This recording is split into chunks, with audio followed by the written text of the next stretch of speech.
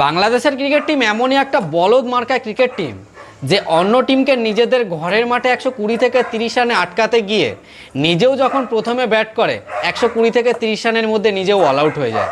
মানে অন্য টিমকে নিজেদের ঘরের মাঠে অল আউট করতে গিয়ে 120 থেকে 30 রানের মধ্যে নিজেও এইসব রানে অল আউট হয়ে যায়। বাট প্রশ্ন হচ্ছে যে বাংলাদেশ ক্রিকেট টিমের এইরকম ক্রিকেট খেলে লাভটা কি হচ্ছে? আদেও কি বাংলাদেশ ক্রিকেট টিমের লাভ হচ্ছে কোনো এই লেভেলের ক্রিকেট খেলে? সো আই থিঙ্ক আমার মতে বলে যে বাংলাদেশ ক্রিকেট টিমের কোনো লাভই হচ্ছে না এই লেভেলের ক্রিকেট খেলে। শুধুমাত্র হয়তো দু একটা সিরিজ বা দু একটা ম্যাচই শুধুমাত্র জিততে পারছে, বাট আলটিমেটলি কোনো লাভ আর হচ্ছে না। আজকে বাংলাদেশের ক্রিকেট টিম টস হেরে প্রথমে ব্যাট করতে নেমে মাত্র 133 রানে অল আউট হয়ে গেল। সবেমাত্র 133 রানে অল আউট। এই পিচটা বানিয়েছিল যে পাকিস্তানকে প্রথমে ব্যাট করতে দেবো এবং পাকিস্তানকে এই রানের মধ্যে অল আউট করে দেবো। বাট দুর্ভাগ্যবশত বাংলাদেশের ক্রিকেট টিম আজকে টস হেরে গেল।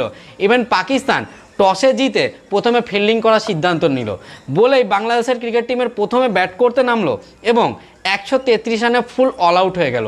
সো বাংলাদেশের ক্রিকেট টিম এখন যে লেভেলের ক্রিকেট খেলছে, অবশ্য বাংলাদেশের ক্রিকেট টিম দু একটা সিরিজ জিতছে, শ্রীলঙ্কার সাথে সিরিজ জিতেছে, পাকিস্তানের সাথেও পাকিস্তানকেও আজকে নাজেহাল করে দিয়েছে। বাট আলটিমেটলি কি কোনো লাভ হচ্ছে বাংলাদেশ ক্রিকেট টিমের? সো আই থিঙ্ক আমি বলবো যে না, বাংলাদেশ ক্রিকেট টিমের এই লেভেলের সিরিজ জিতে, এই সব রানে ম্যাচ জিতে কোনো লাভ হচ্ছে না। বিকজ এইটার ফল ঠিক দেখতে পাবে এশিয়া কাপে এবং টি20 ওয়ার্ল্ড কাপে।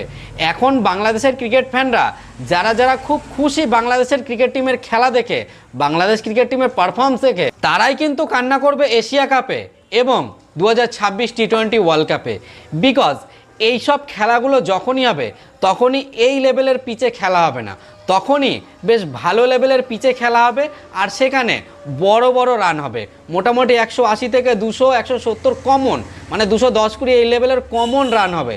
সো বাংলাদেশ ক্রিকেট টিমের প্র্যাকটিস কিন্তু সেই 110 থেকে 20 থেকে 30 রানের মধ্যে, মানে অপোজিট টিমকে আউট করে দেওয়া এবং সেই রান চেস করা বা নিজে প্রথমে ব্যাট করতে নেমে এই রানে অল আউট হয়ে যাওয়া। সো বাংলাদেশ ক্রিকেট টিমের অভ্যাসটা যে এখন এই লেভেলের ক্রিকেটের, সো যখনই এশিয়া কাপ বা টি20 ওয়ার্ল্ড কাপ যখনই ভালো উইকেটে খেলা হবে, 200 থেকে 180 থেকে 210-20 রান হবে প্রত্যেকটা ম্যাচে, সেই জায়গায় কিন্তু বাংলাদেশের ক্রিকেট টিম একদম ভালোভাবে ফ্লপ হবে।